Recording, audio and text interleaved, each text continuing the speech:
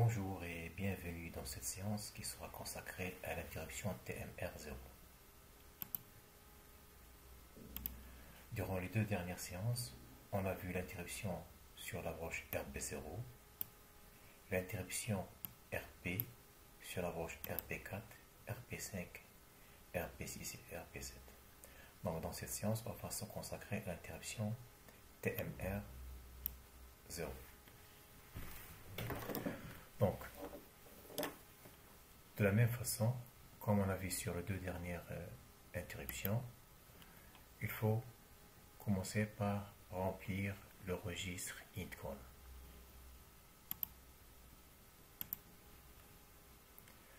Donc l'interruption TMR0, pour avoir une interruption TMR0, il faut mettre à 1 le bit TMR IE, c'est-à-dire il faut donner à 7 bits la valeur 1.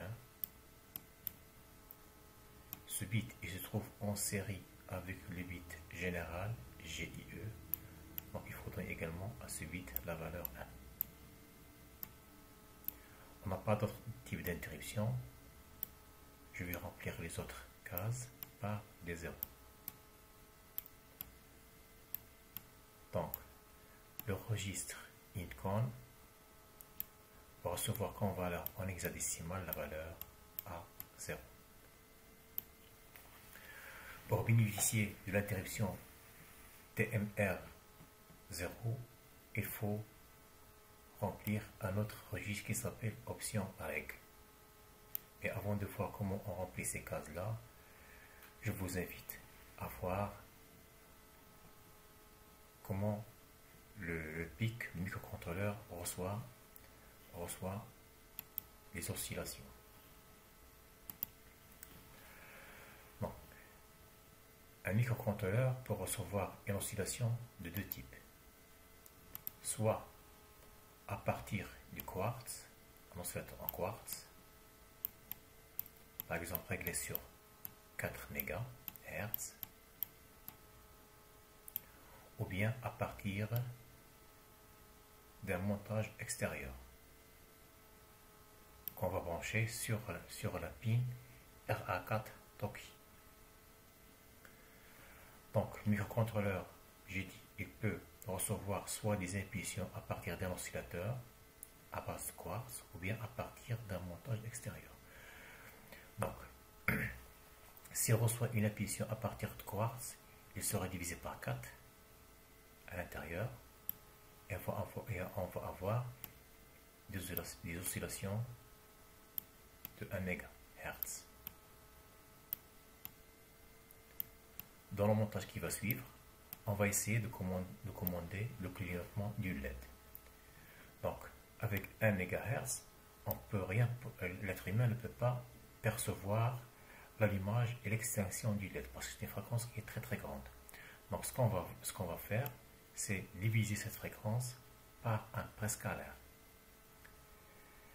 Il y a, en fonction de la configuration, vous pouvez choisir un prescalaire soit de 2, soit de 8, soit 16, soit 64, soit 128, ou bien la grande valeur qui est 256. 256. Donc, on va diviser 1 méga par un prescalaire prédéfini que vous allez choisir vous-même. Par exemple, si vous choisissez un prescalaire de 64, vous allez diviser 1 méga par 64. 1 méga, vous allez diviser par 64 pour diminuer la fréquence. Et bien sûr, augmenter le temps. C'est-à-dire que tous les 64 impulsions, le prescalaire va envoyer une impulsion au timer. Le timer va s'incrémenter. Donc, tous les 64 impulsions, le timer s'incrémente de 1. Et le timer, c'est un registre à 8 bits. Donc, lorsque le timer aura la valeur 255, c'est-à-dire 8.1, on dit qu'il y a débordement du timer.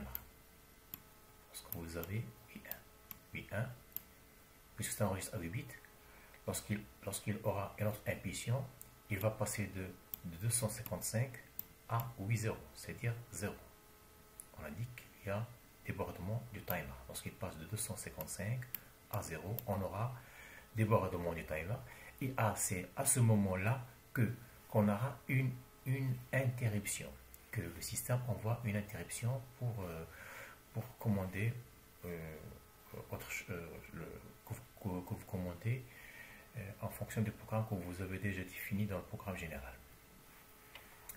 Donc l'astuce qu'on a, c'est diviser la fréquence qui est donnée par oscillateur, la diviser par un préscalaire, et ensuite on va diviser cette fréquence qui est divisée par la préscalaire, on va la diviser par la valeur du timer. La plus grande valeur du timer, c'est 256. Parce que le timer, c'est un registre à 8 bits. Si on a initialisé le timer par 0, ça veut dire on va diviser par 256. Le timer, c'est un registre à lecture-écriture. Ça veut dire qu'on peut commencer par une autre valeur que 0. Autre chose, dans un microcontrôleur, on peut soit utiliser des résistances internes ou bien ne pas les utiliser. Par exemple, là, vous avez un bouton poussoir qui est relié à la broche RP4, mais par l'intermédiaire d'une résistance. Ça veut dire quoi? Ça veut dire qu'on a désactivé des résistances internes qui se trouvent dans le microcontrôleur. C'est-à-dire qu'on a ici un bouton ouvert, c'est-à-dire qu'on a désactivé les résistances internes. Donc pour désactiver ces résistances internes, il faut utiliser la commande option reg.f7 égale à 1. Donc si vous activez ces résistances, il faut utiliser une résistance externe. Là vous avez à peu près le même schéma, mais on a activé les résistances internes. C'est-à-dire au lieu d'utiliser cette résistance, je peux bénéficier de la résistance interne qui se trouve déjà dans le pic et qui est relié à 5 volts. C'est comme si vous avez utilisé cette résistance externe. Donc pour utiliser la résistance interne du port RB, vous allez donner au bit F7, vous allez lui donner la valeur 0. Donc, on a dit, pour configurer une interruption TMR0, il faut remplir deux registres, le registre INCON et le registre option. Pour le registre INCON, comme on vient de voir, il faut donner à ce bit la valeur 1 et le bit qui se trouve en série GIE, il faut donner 1. L'autre bit c'est de 0 et c'est la valeur à 0. Donc on donne à INCON la valeur à 0. Pour remplir le registre option, vous allez utiliser la documentation qui se trouve dans le site Safimen, ce lien-là, pour remplir le registre option. Donc le premier bit, le bit RBP, c'est-à-dire le bit 7, vous avez la possibilité soit d'utiliser les résistances internes du pic ou bien ne pas les utiliser. Si vous donnez 1 à ce bit, vous allez désactiver les résistances. Ce qu'on vient d'expliquer ici. Si vous donnez 0, ça veut dire que vous allez activer les résistances internes. C'est ce cas de figure.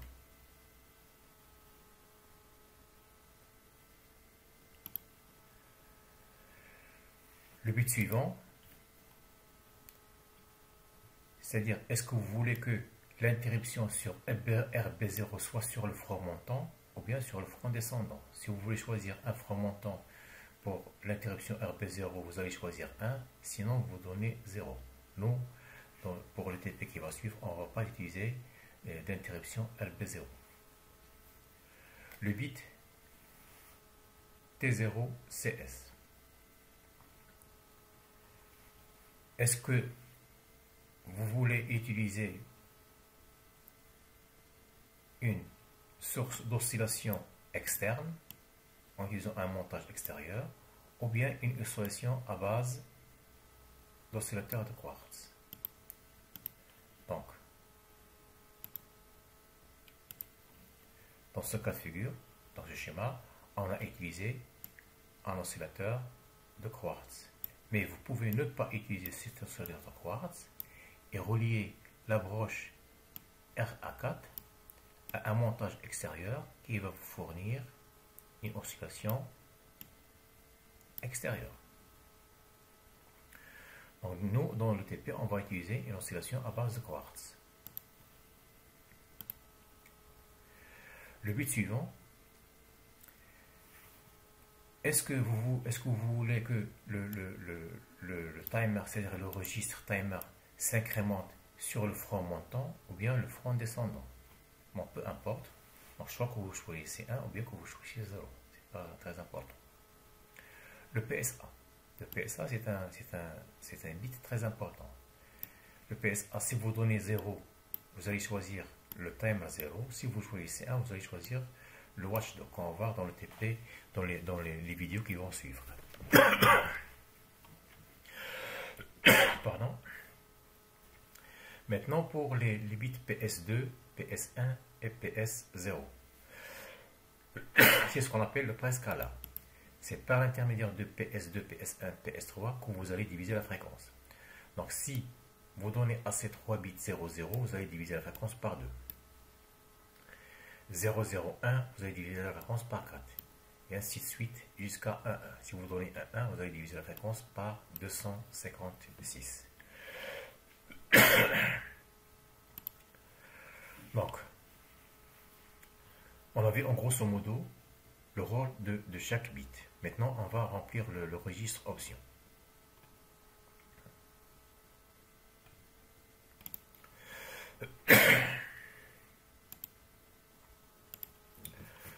Donc, le registre option, on a dit que le bit 7, c'est pour bénéficier de résistance interne du port B ou bien ne pas les utiliser. Nous, on va, par exemple, on va désactiver les résistances internes. Donc, je vais choisir ici 1. Le bit suivant. On n'a pas d'interruption RP0. Est-ce que vous voulez que RP0 s'incrémente sur le front descendant en montant? Peu importe, on va donner 0. Le bit suivant. On va choisir une oscillation extérieure, c'est-à-dire à base de quartz. On a vu sur le site, sur la documentation du site, si on veut choisir une oscillation à base de quartz, on va donner 0. Le TOC. On a dit que le timer, c'est un registre à 8 bits qui peut compter de 0 jusqu'à 255, c'est-à-dire de 000080 jusqu'à 1181. Lorsqu'il arrive à 81, ça veut dire qu'il y a débordement. Est-ce que vous voulez que ce registre s'incrémente sur le front montant ou le front descendant? Moi, je vais choisir par exemple le front descendant. Le PSA. Le PSA, est-ce que vous voulez utiliser le watchdog ou bien le timer? On va utiliser le timer, donc je vais donner 0. Et pour les 3 bits PS2, PS1, PS0, c'est le diviseur de fréquence, c'est-à-dire le prescaler. Par exemple, j'ai divisé la fréquence par 64, donc je vais choisir 1, 0, 0. Donc dans le 8, option règle, je vais donner la valeur 8, 8 et 5.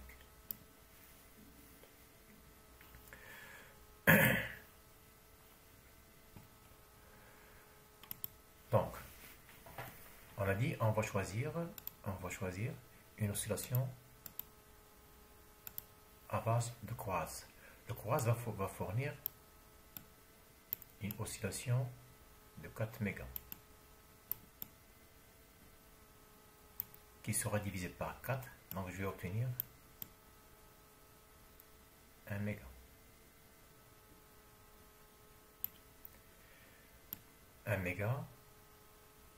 J'ai choisi un prescaler de 64. Donc je vais diviser 1 méga par 64.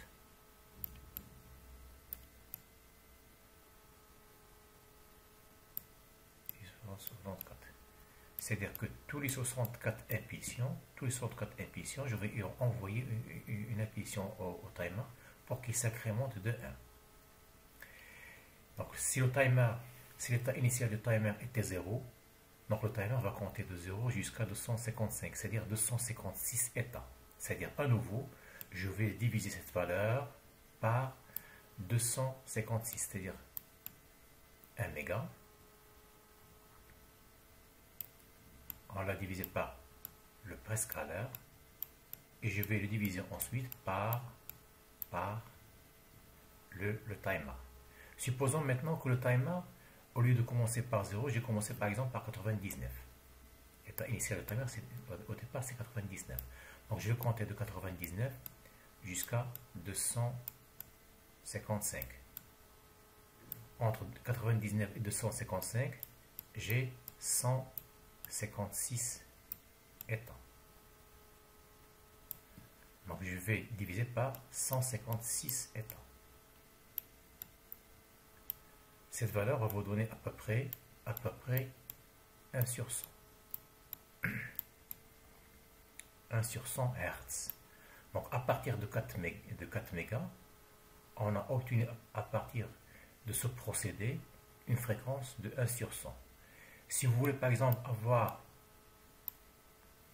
une fréquence de 1 Hz, c'est-à-dire une seconde, il faut multiplier cette valeur par une variable C, un compteur par exemple. Donc pour avoir 1, cette valeur C doit avoir la valeur 100. C'est ce qu'on va voir dans le programme. Je récapitule. On va utiliser un oscillateur de 4 mégas qui sera divisé par 4, donc c'est 1 méga. J'ai choisi un préscalaire de 64. Donc cette fréquence sera divisée par 64, qui sera ensuite divisée par la valeur du timer. La valeur ici du timer que j'ai choisi, c'est 99. Donc de 99 jusqu'à 255, qui est la valeur maxi du temps du timer, on a la valeur de 256. Donc cette valeur, je vais le rediviser par 256 et on va obtenir à peu près 1 sur 100. Si vous voulez par exemple avoir une temporisation de 1 seconde, il faut multiplier 1 sur 100 par une valeur C. Et cette valeur C aura comme valeur la valeur 100. Donc le TP que j'ai choisi, c'est le clignotement du LED. La LED, il clignote tous les 1 seconde. On a utilisé un oscillateur à base de quartz.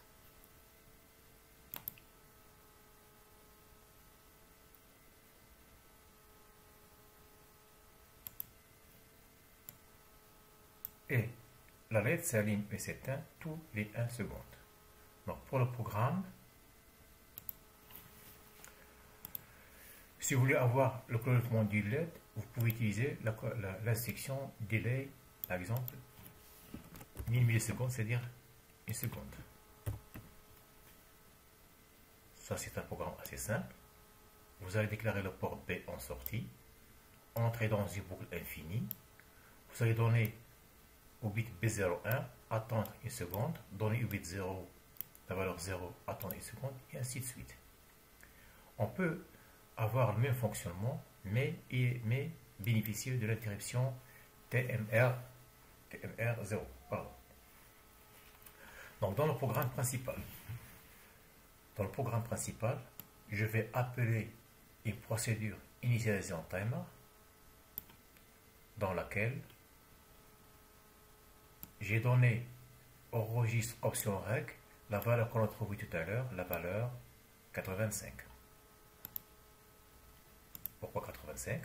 Parce qu'on a dit on va désactiver la résistance interne.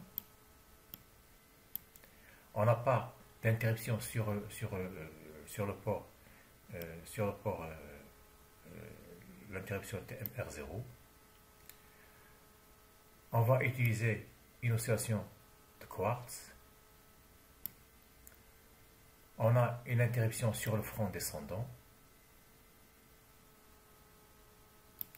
On ne va pas utiliser le watchdog, mais on va utiliser le timer. Donc c'est la valeur 0. Et j'ai utilisé comme préscalaire la valeur 64. La valeur 64, c'est 1, 0, 1. Donc ça, c'est 8 et 5 en hexadécimal. Donc la valeur initiale du temporisateur du timer, c'est 99. Donc le timer va compter de 99 jusqu'à 255, c'est-à-dire 156 états. Et on a une interruption TMR0, donc il faut donner à Intcon la valeur A0. Donc, s'il y a une interruption, lorsque le programme fonctionne, lorsque le programme tourne et qu'il y a une interruption, on va appeler la procédure interrupt. Donc lorsque le temporisateur, le registre timer arrive à la valeur 255, il va lever le drapeau, d'accord, pour déclarer que le registre timer a débordement, c'est-à-dire qu'il veut passer de 255 à 0. Et on a vu dans les vidéos précédentes que lorsque vous levez le drapeau, il ne faut pas oublier de baisser le drapeau et de réinitialiser le registre timer à 99. Tout à l'heure, on a vu que pour avoir une temporisation de 1 seconde, il faut que la variable C soit égale à 100. Donc lorsque la variable arrive à 100, je réinitialise le compteur à 0 pour commencer un nouveau cycle. Et changer la valeur de value. Value, c'est un variable bit, c'est-à-dire qu'il peut prendre soit 0, soit 1. Donc s'il est égal à 0, il devait égal à 1. S'il est égal à 1, il devait à 0. Et par ce procédé, on peut obtenir le prélèvement du LED. Donc je réexplique encore une autre fois comment on a choisi la valeur 100. Donc, on a dit que le quartz fournit une valeur de 4 mégas. 4 mégas, c'est une fréquence qui est très grande. On ne va pas commander une LED par 4 mégas. À l'intérieur des microcontrôleurs, cette fréquence est divisée par 4. C'est-à-dire on a 1 méga. J'ai choisi un préscalaire de 64. Donc 1 méga, je vais le diviser par 64. Le registre timer, il va compter de 99 à 255, c'est-à-dire 156 états. Je vais rediviser cette valeur par 156. Donc, si vous faites le calcul, vous trouvez à peu près 1 sur 100 Hz. 1 sur 100 Hz. Pour avoir 1 Hz, je dois multiplier cette valeur parce que je désire avoir un clignotement de LED tous les 1 seconde. Donc il faut multiplier cette valeur par quoi? Par 100. Donc si je multiplie cette valeur par 100, je vais avoir une temporisation 1 seconde.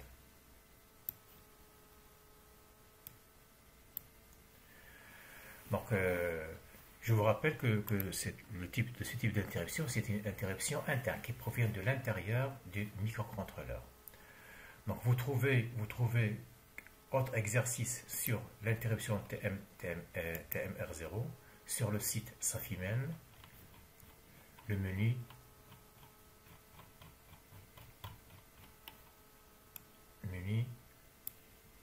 pic interruption. Vous trouvez également un logiciel qui va vous faciliter la vie pour trouver rapidement la valeur du registre Intcon et la valeur du registre option. C'est le logiciel Timer Calculator que vous pouvez télécharger. Donc comment utiliser ce logiciel? Lorsque vous le téléchargez, vous allez choisir votre type de microcontrôleur. Par exemple, si on a un microcontrôleur EPIC de la famille 16F, je vais choisir la fréquence d'oscillation. Par exemple, j'ai une oscillation de 4 mégas. Une interruption de type timer 0. Je désire par exemple avoir une interruption tous les 10 millisecondes. J'appuie sur ce bouton. Il va me donner directement la procédure initial timer dans laquelle je vais trouver rapidement la valeur à donner au registre option. La valeur par laquelle je peux commencer, parce qu'on peut commencer par la valeur 0, de 0 jusqu'à 255. Donc, dans ce cas de figure, le registre timer va compter de 99 jusqu'à 255. Ensuite, la valeur qu'il faut donner à INTCON, on a une interruption de type TMR0 et la procédure interrupt. Donc, vous n'avez qu'à copier et coller ces deux procédures dans votre programme. Et bien sûr, vous ajoutez ces lignes-là en fonction de la temporisation que vous désirez. Parce que ce logiciel nous a fourni uniquement une temporisation pour 10 millisecondes. C'est à vous d'entrer le code en fonction de la temporisation que vous désirez. Donc, l'ensemble des exercices sur l'interruption TMR0, vous le trouvez sur le site Safimel. N'oubliez pas de s'abonner dans ma chaîne. Et merci et à la prochaine.